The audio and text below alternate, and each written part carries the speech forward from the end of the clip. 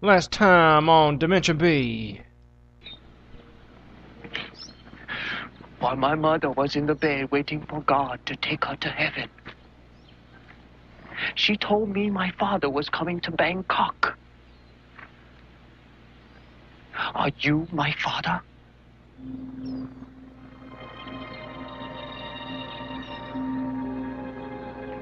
I can see in your face that you are my father. Hey, do you watch a movie?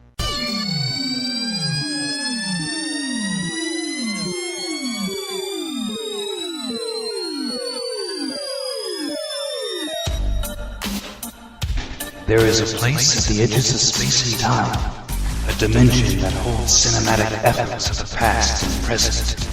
Through years of experimentation, a doorway into this mysterious realm has been discovered. Our mission? To explore what lies at the depths of Dimension B. Boom shakalaka. Boom shakalaka. Ain't nothing but a B thing, baby.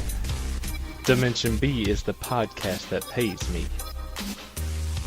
Alright, here we go, episode 2, big number 2 to your face. I'm Bobby Mike, and I got here with me, the Pharaoh of Physics, the Earl of Electrons, the Duke of Deductive Reasoning, Dr. Science. What up, Dr. Science? Dr. Sis. What's going on? The usual. You know, science and Yeah. stuff. You Science and stuff always. Yup. So, once again, breaking rules, because fuck rules, we're Legolas. Abraxus. I got Mike, the nice Ninja Murphy, once again in the house. I'm back! Alright. Yep. He couldn't stay away. He loves the pain. Now would actually be a The good pain. time to say that I'm back. Yes. I'm back! There you go, that's a little better. So, this week we gave him the option of... Well, we didn't give him an option. I called him last night, right? Like, an hour before we're supposed to start recording and said, "Hey, Mike, Watch this terrible movie. can you watch this movie? You need to watch this movie. You And need then to you watch do a this podcast movie. I with me." need you to do this for me. I need you to Really? do this. And he said, "Well, I got all this homework," and I said, "No," and he said, "Okay." So here we are, Abraxus, the guardian of the universe. Well, hold on.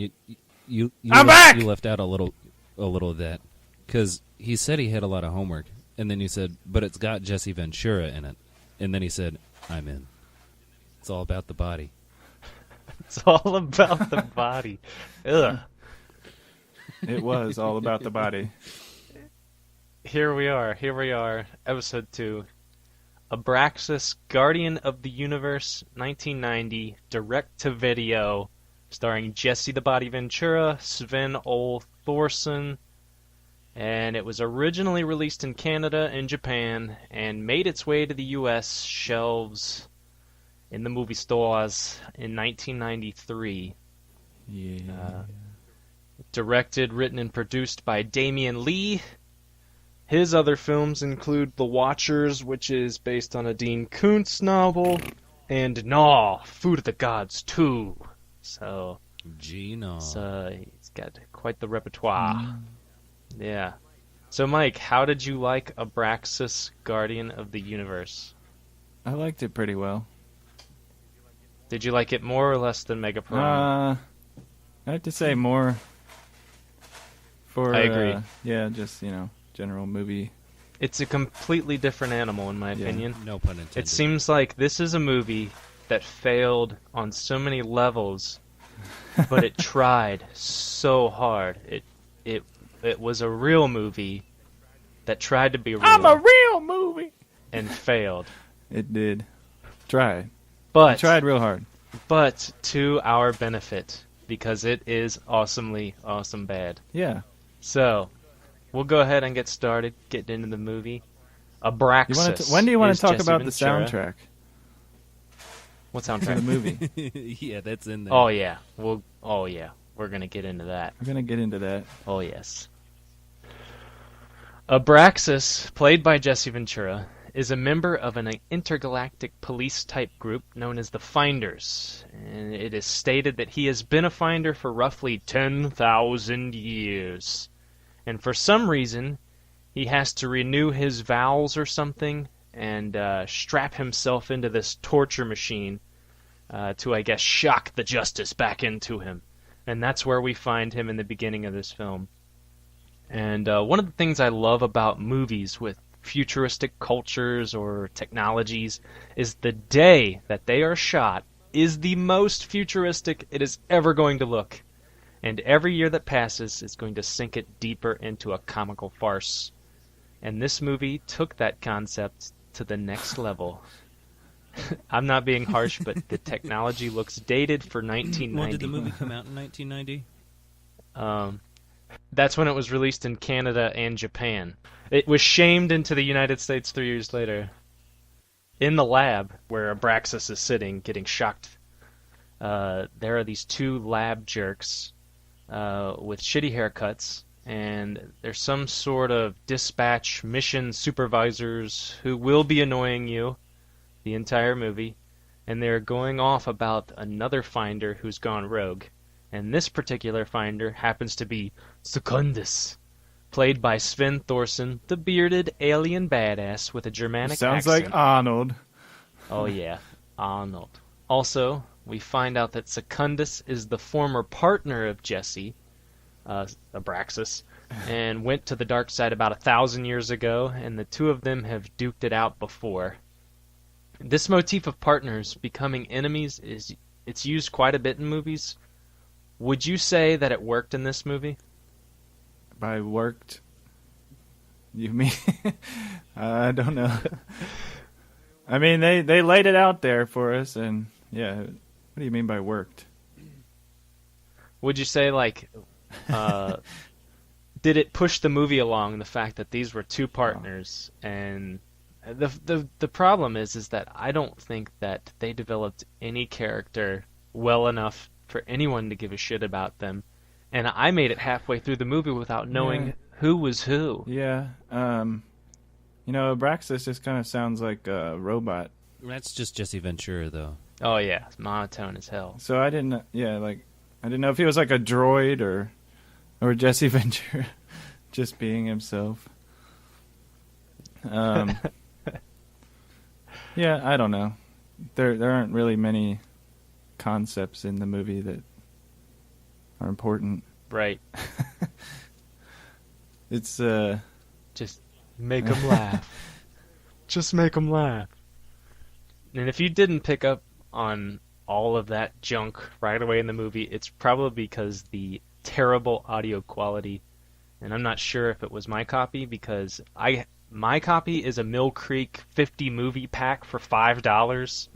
But the movie is on YouTube. Yeah. It's public domain. I watched it on YouTube. And I don't believe that one's any better. Was the audio quality crappy on YouTube, or was it decent?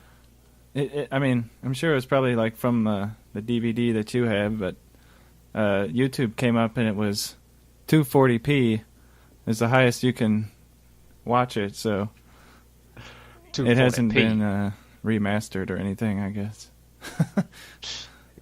I don't think anyone's wasting their time. The re-release so these two lab jerks of Abraxas. These two lab jerks say Secundus is going to some unknown sector of space that, wouldn't you know it, it's Earth. What are the odds? Everything always happens this planet on Earth. We've never heard of. We are whisked away to upstate New York for a ridiculous winter wonderland space gun battle between Abraxas and Secundus. And this is where we find out that the soundtrack is brought to you by Casio in all its multifunctional synthesized glory. Casio. The gun chase between the two leads to a rural overlook over the city below, where a young couple are parked alone and some nerdy guy is trying to put the moves on his chick and is shut down. Oh, come on. Suddenly, a wild Secundus appears, and I need your body. The couple freak out, and of course, the car won't start, because it seems to me that cars always tend to freeze up in the face of danger. Yeah, they've got a They little just bit don't of like to start. performance anxiety, I think. Secundus bursts through the car window, is scared. just rips his ass out of the car, and like the weenie he is, he scampers off into the night without thinking twice, like, see you later. Secundus climbs into the car, and this is where we find out what his motive is for coming to Earth. Sort of. At least one of them. and we do this through the hilarious line, Mike. I need your body. Are you a birthing member of the human race? Huh? I need your body. Are you a birthing member of the human race? Are you a birthing It was member? just like, That's You're one of the like, worst whoa. pickup lines I think I've ever But heard. Abraxas shows up, and Secundus tries to make a getaway with the girl in the car, and it decides to start, but he just fishtails it for about 10 feet, hits Jesse Ventura, and then snowbanks it. Real smooth. Probably need some winter tires on that. The girl goes running into the woods, and Secundus chases her down while Eddie Van Halen solos in the background. And he catches her, and his creepo now measures over 9,000. Over 9,000. And when he says, I really do need your body. and puts his hand over her stomach, and Yes. Xerox scans in the baby. No shit. No shit. And then what? 20 minutes later, oh my god. Once again, Abraxas shows up too late, of course, because that's what he'll be doing throughout this movie. It's like, Secundus does it, Abraxas shows up. Secundus does it, Abraxas shows up. And the two finders have a saxophone accompanied heart-to-heart. And the baby was just scanned in and is destined to be the Colmator, which is a super smart being who possesses the anti-life equation. And that can make you immortal, I guess. What happened to your face? I was vaulted, T-squared. Looks like they lined your skull with plasteel. It's over. Right. I win. The girl will bear my child, and he will be the answer. Why? You had it all. An almost immortal lifespan, virtually unlimited power. Almost. Virtually. It's not enough when I can have it all. The key is the birth of a co-mater. A co-mater will be able to compute the anti-life equation. That child will be a co-mater. Join me. To stop me now, you have to kill the girl. I know you. You can't do that. Very good. So they talk, and apparently that means that Secundus is caught, but he doesn't care. And they beam him up to space jail, and like they say between the two, Abraxas is ordered to kill the woman by his little robot wristwatch lady friend thing. And he's only given 5 minutes to do so, because that's all the time it takes for the baby to grow full term. So you can imagine this chick is freaking out. What is happening to me? The official term for the lady is the talk box. Answer box. The answer It's box. my talk box. What? Answer box. Oh, That's it. yeah, my it's an bad. answer box. That's right. Answer box. As you have questions, it's got answers. Of course, good guy Jesse V doesn't kill the woman, and it pisses off the lab jerks, and Abraxas just walks off into the night and leaves the girl to run all the way home with the baby, through the snow, uphill both ways, and more saxophone music is played while she goes over a bridge and contemplates ditching the baby. And you can understand her dilemma, because she wasn't even pregnant 12 hours ago, and now she has a baby, and so she takes it home, tries to explain it to her parents, which, of course, doesn't go so well.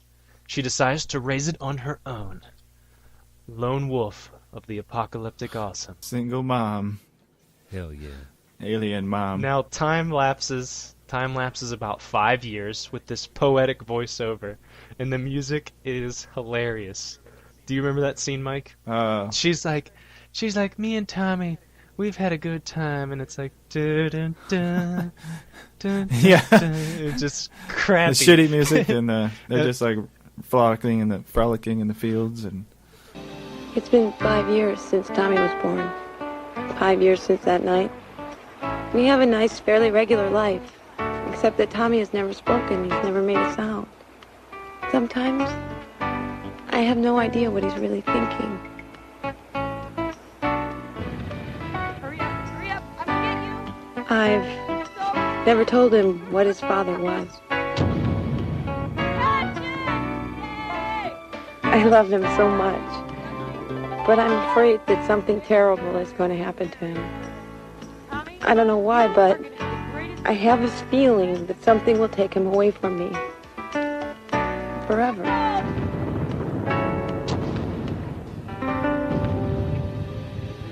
But the whole time that she is talking and they're playing in the snow, there's these little clips of random quiet explosions. Do you remember that? It's just like, what the hell? What the hell? This is going on in space right now. And you find out that half this movie is a voiceover. And if played back to back in order, it would tell the whole movie probably better than the way the movie is told in its complete length. Shockingly, Secundus escapes again, and the two lab jerks try to force Abraxus to find the kid before he does and kill him.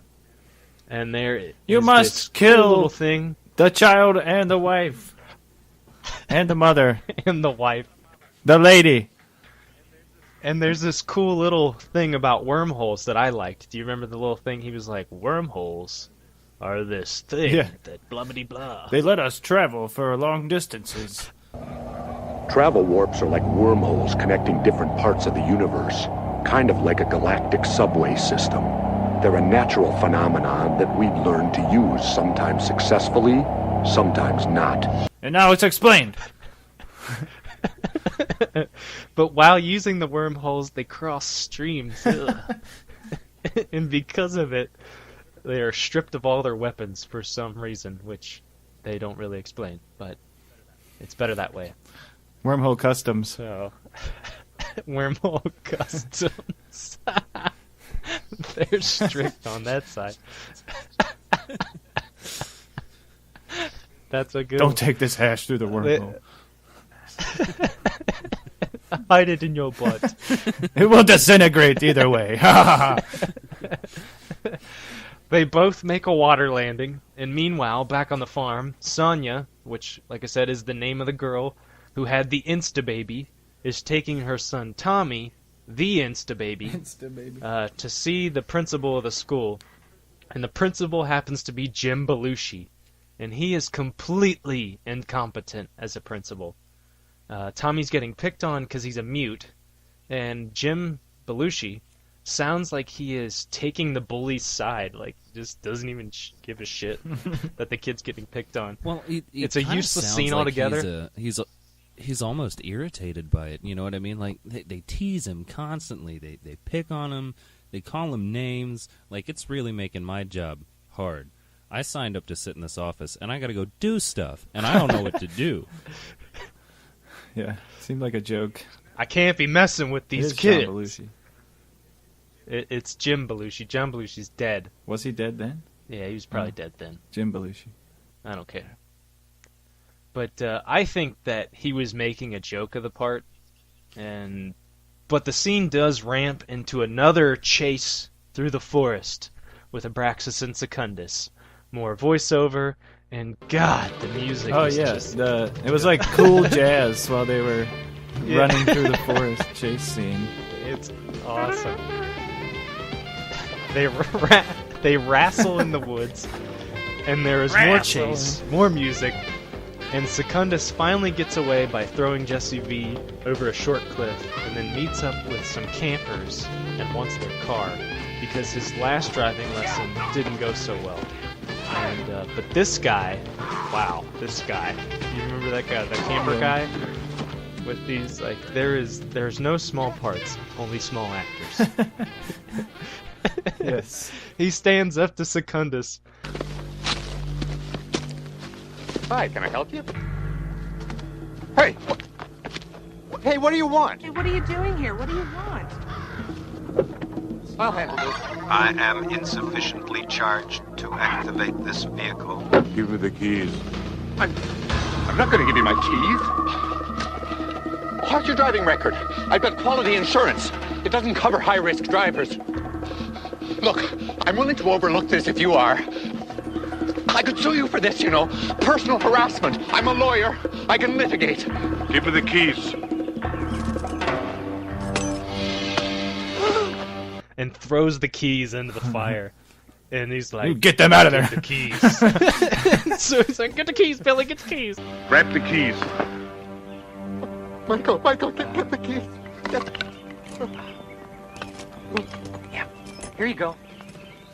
Bitch. And Secundus takes the keys and starts to tear ass in their Jeep when Jesse V jumps springs on out top of the nowhere Jeep like a deer onto the hood of the car and is thrown to the ground, but like a badass, grabs the jumps back of back it. up and grabs the back of the speeding away. I do remember vehicle. that scene very well. Very So nice. now they're racing down a dirt road with Jesse V on top, and I would not want to be the stunt man for this scene because he is getting the shit whipped out of him by branches. You don't think it was Jesse V?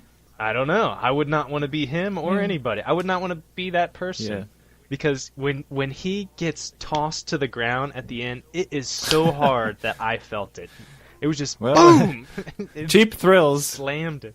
come from stunt actors. You know, like the Hope special effects are we just had like insurance. kind Not, I don't know. Non-existent. Well, it looks like they're setting off fireworks and like overlaying the picture or something. I don't know. Yeah. Just every explosion is just like an explosion in the middle of the screen. Boom. Yeah, they went through a lot of fountains in that one, I think. Yeah. That's what it looked like. A hamburger roundup by a lot of fireworks. We then get into town and meet the weenie cop friend, Johnny. And he is wanting to get with Sonya so bad, but she isn't interested. And you can tell they're really trying hard to What's put that some kind of Abraxus backstory did? in with all the dialogue between Johnny Cop and the Chief.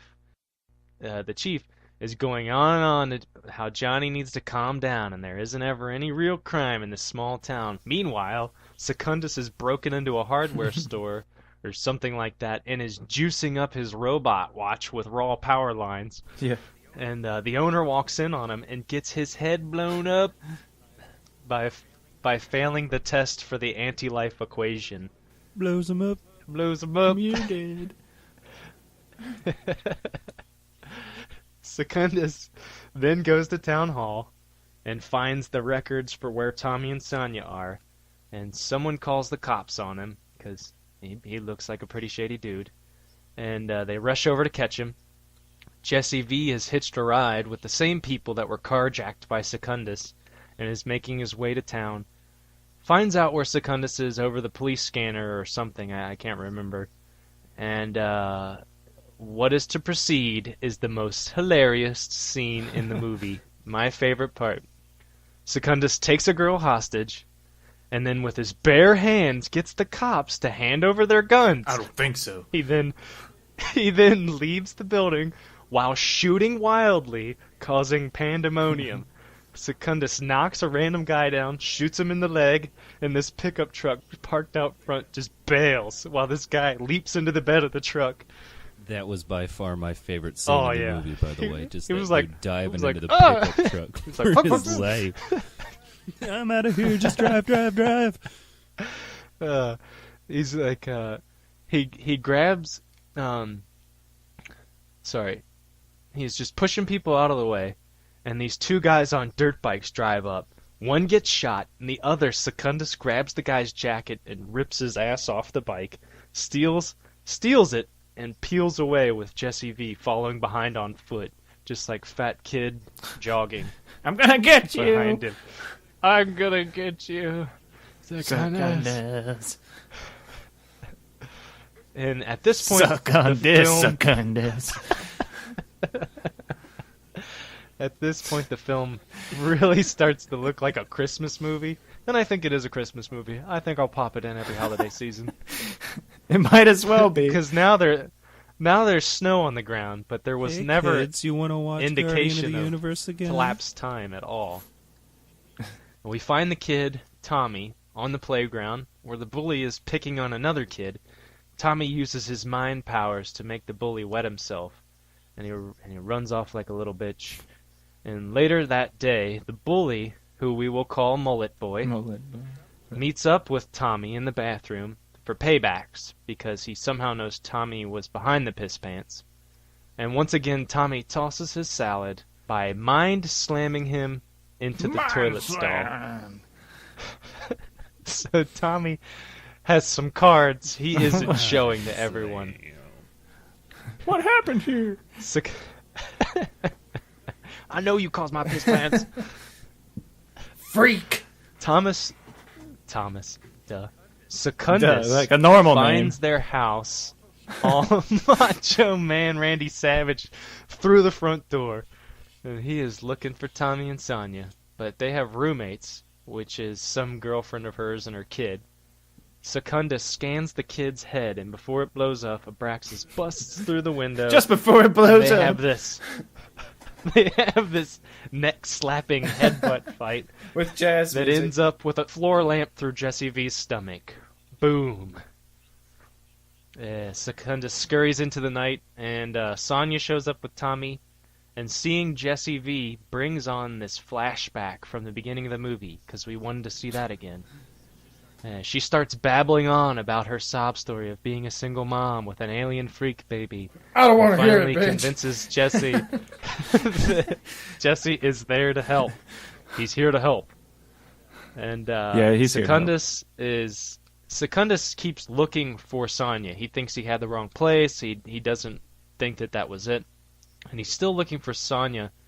And some Pee Wee Herman looking guy confronts him as he's trying to walk into a closed store. Like, hey, can't you read? It says closed. Can't you read? And Secundus says that he's looking for a woman, and Pee Wee, without hesitation, thinks he's looking for strippers. So Secundus steals his car. And this is car theft number 3. Grand Theft Secundus might have been a better title. Vehicle Sounds theft good. number 4. What's that? That's vehicle theft number 4. He's stolen 3 cars. There's the this one, the Jeep, the Firebird at the start, and the dirt bike.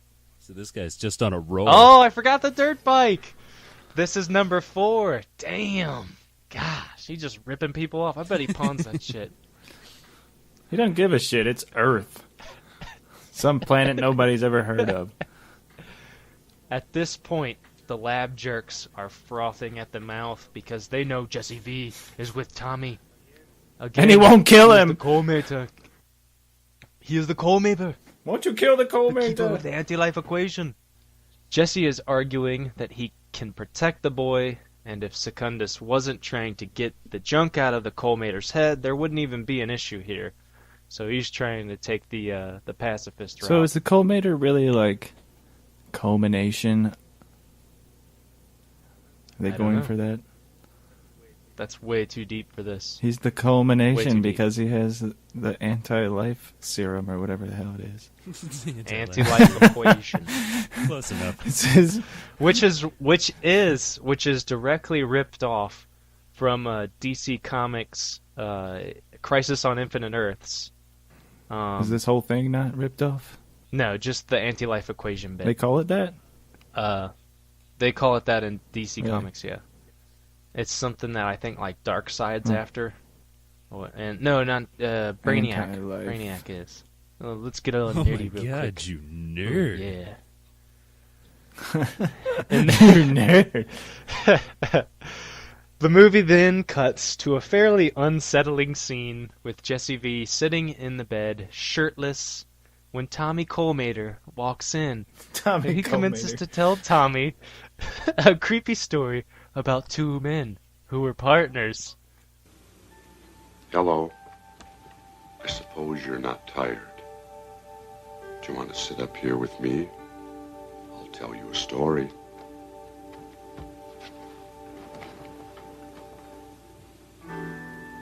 It's about 2 men who were partners.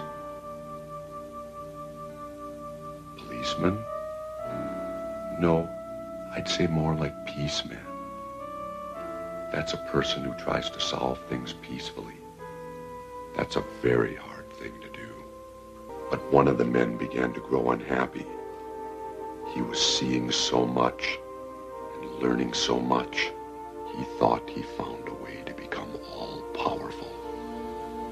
Soon, the only thing that mattered to him was himself and the power that he wanted. He was no longer a good man. Tommy? It's very creepy. Yeah. The cops have been running blood First heart tests to heart. on the crime scenes. And Johnny tries to convince the other cop, whose name I don't care enough to remember, number two. and Johnny starts talking about aliens. I'm not saying it's aliens, but it's aliens. Oh my God! Is this the same guy from the Ancient Aliens on the History Channel? It's not him, but you would think Aliens. so.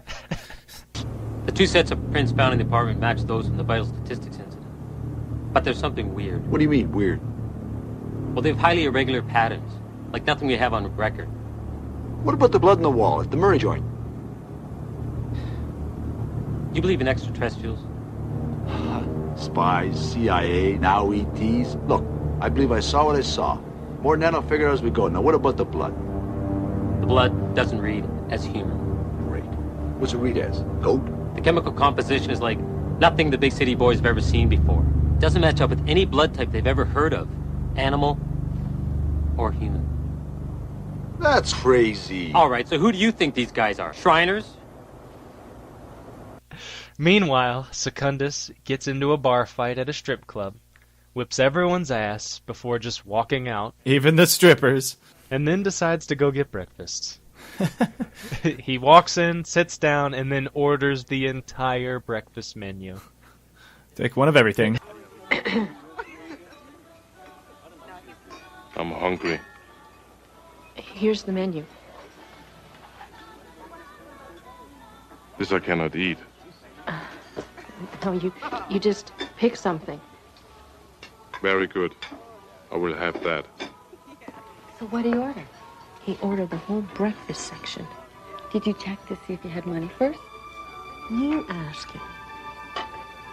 No way. I can't tell. I really have a hard time telling if this movie is trying to be for real or if it's just punking you into thinking that they're trying to be real. But I really do enjoy watching it either way. So The overarching I joke win. theme. Yeah. Secundus eats, grills the waitress about the local school to see if all the children go there. Because that's And not when creepy. he gets the bill, he doesn't understand the customs of paying, so he grabs the receipt and just eats that too. What is this? The bill. Did I order this? Everyone gets one. Merry Pleasant. Beautiful. He walks out, I but should as try he's that. leaving, John, Ow! yeah, try it. Film it, put it Yeah, online. that would I want to. get a lot of hits, probably. Yeah, the first hit would be you to the ground Yeah. in handcuffs. Burn! Secundus walks out, but as he's leaving, Johnny Law rolls up and tries to stop him. They whip out their pistols, and he starts walking at them unflinching. When Johnny pulls out an Uzi and just pops a whole clip into Yeah, Secundus. try one of these! Broad daylight, small town, Main Street, priceless. Just What priceless. did the guy say? Your bullets will not hurt me. My DNA is altered. What are you talking about? My flesh can handle your weapons. Well, try this one!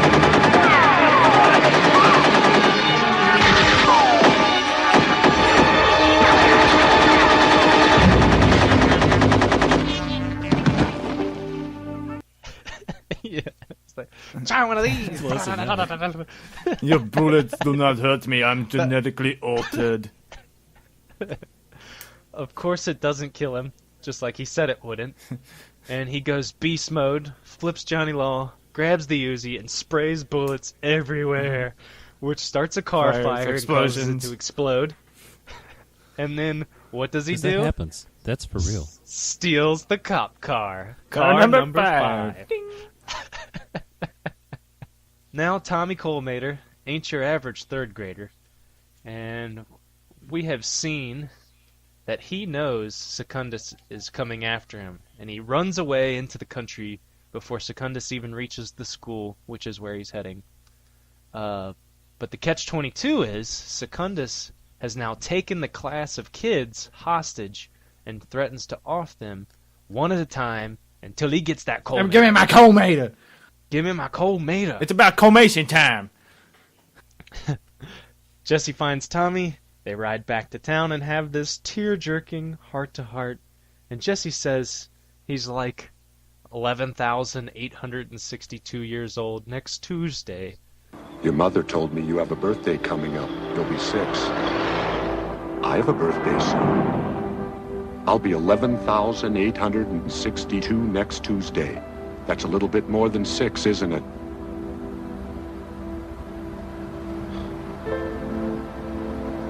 I know why you won't speak, Tommy.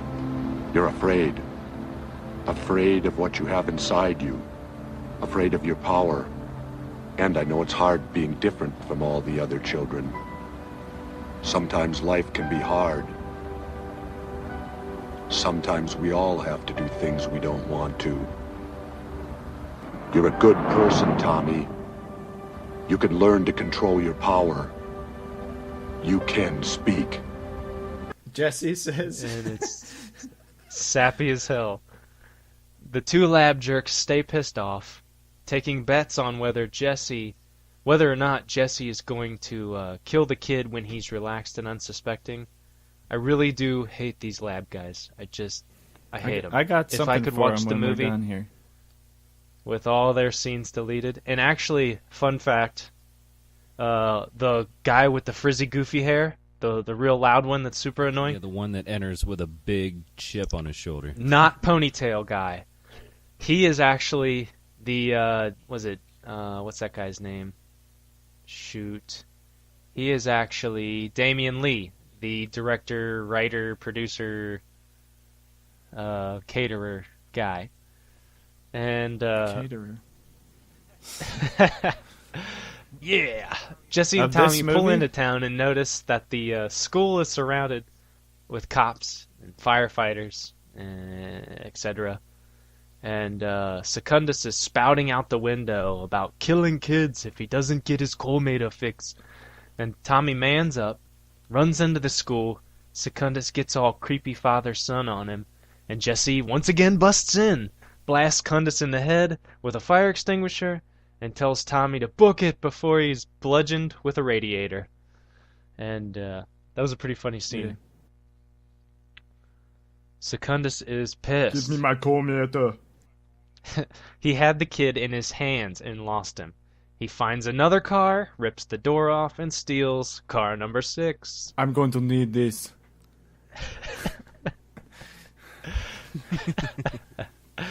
He catches Tommy, Oh my god, that's good. and we arrive at the final scene. I'm Finally, a cop, you idiot! I'm a cop, you idiot. A space cop. I'm a cop, you I'm a idiot! space cop. It is hinted a few times in the movie that Tommy needs to be afraid to unlock the equation for some reason. So that may be why the final scene takes place in an abandoned warehouse. At least it looks decent enough.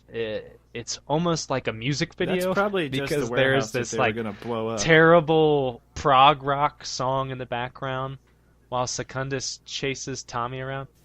Tommy is going ham. He is setting things on fire, causing sparks to fly, small explosions, the works. And this leads to the main event, SmackDown wrestling match of the century. At least that's what they were trying for. They're swapping blows and fighting, and Tommy loses his shit for real. Super Saiyan blasts the whole building and throws Secundus out the window. And you think it's over, but there's more. Another fight scene, and Abraxus has fucking had it. He grabs Secundus by the head and does the one thing he should have done in the first 5 minutes of the movie, tests Secundus's head for the anti-life equation. and blows him up. Blows him up. Just blows his head right up. Blows him up like a dome full of gunpowder. Fireworks explosion Boom, for the shakalaka. head blowing up. And the lab jerks are all wanting to immediately beam up Abraxas and send him to his next mission without any hesitation whatsoever. No, good job, buddy. Take the evening off. But Jesse puppies up and says the boy may still be vulnerable if other threats in the future. So the lab jerks show their soft side and grant Abraxas his wish to be a real boy and become daddy of Tommy. It just chokes me up every time. Everyone high fives. Cops get donuts. Let's go. Coffee and donuts? Yeah. And we are left with a station wagon riding off into the sunset. Can I keep the answer box? Yes, Wonderful. you may keep me. The end. Fuck you. And that's it. That's Abraxas. Would you ever watch this movie again, Mike? No. Not even at Christmas time? I mean, it is a Christmas movie. I have I will. a correlation to make. What's that? Correlated. Correlated. What do you think about the two nerd guys off-world and the whole thing? The whole thing is just like... It's like the precursor to Power Rangers. Like, Abraxas is the first Power Ranger. And those nerd guys, one of them is... He gets, like, put up in the big dome thing, and he becomes... Whatever that guy's name was. Morpheus. And the other guy is, like, the robot. What was his name? Shit. But that's like what's going on. They're wow. like in the control center, and they're beaming down to. Is it Morbius? And he's even got the thing on his wrist. Like they used to have wristwatch Shit, I don't talkers. Remember that? Oh, that's a stretch, but Same I like guys. what you're thinking. What was Zordon. Zordon. Zordon. Yeah. Yes, that's it. He just had to go find some robot dinosaurs and Yeah, that's all that Abraxas needed was a Megazord. He could have got it done in a half-hour episode. and Buckethead to play a mean lick. Yeah. Well, that about does it for this episode. Mike, thanks again for coming in. My pleasure. Do you have any other music you want to put at the end of this? Yes, no, maybe so. I can send you the new version of Tranquility with vocals on it now. Damn. Yeah. All right, why not? Okay, send me that. Next episode, we have a special Attack of the Crossover episode. We are teaming up with the guys from Real 90, and we're going to discuss one of the greatest B movies of the 90s, the Canadian sci-fi before sci-fi cult classic Cube. I can't wait. It's a great movie. I love Cube. And I love it. It's a good one. If you want to join in, you're more than welcome. Yeah, I'd like Since to you're watch pretty it. much you're pretty much an unofficial member of Dimension B. Bobby Mike, Dr. Science, and the Nice Ninja. When are you gonna make it official? Ease up, bitch. All right, so that does it for this episode. Buy me a steak first. What? Buy me a steak and a lobster. Steak and lobster. Surf and turf. You know you're going to have to put out if he does that. Ew. No surf and turf. I'm putting out with my mouth. All right, we're signing off. I'm. All right. Shut the fuck up. Shut the fuck up. I'm Bobby Mike. I'm Mikey Mike. And I'm Dr. Science. And all we're saying is give bees a chance. Bees! Give bees a chance. Kill it.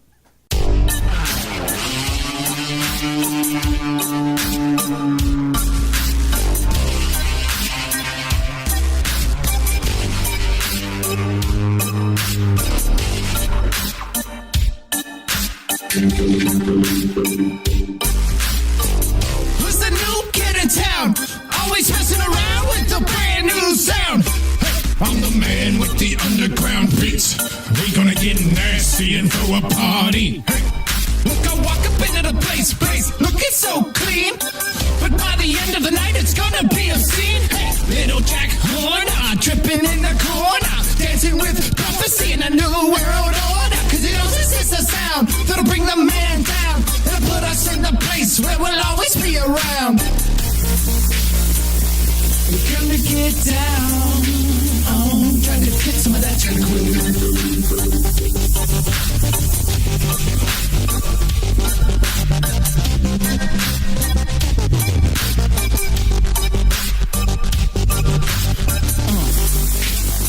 I said we come to get down. Oh, trying to get some of that tranquility.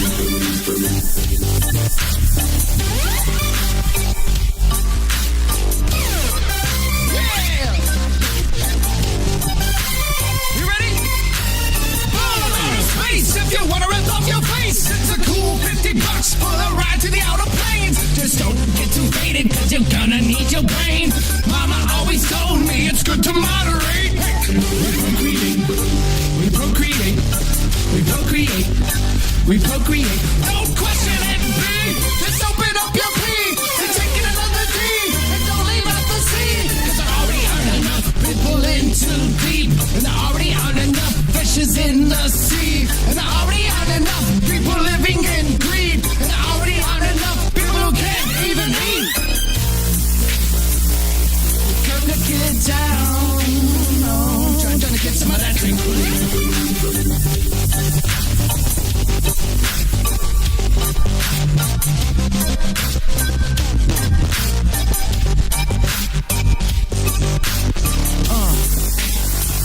Said we come to get down. Oh, trying to get some of that tranquility.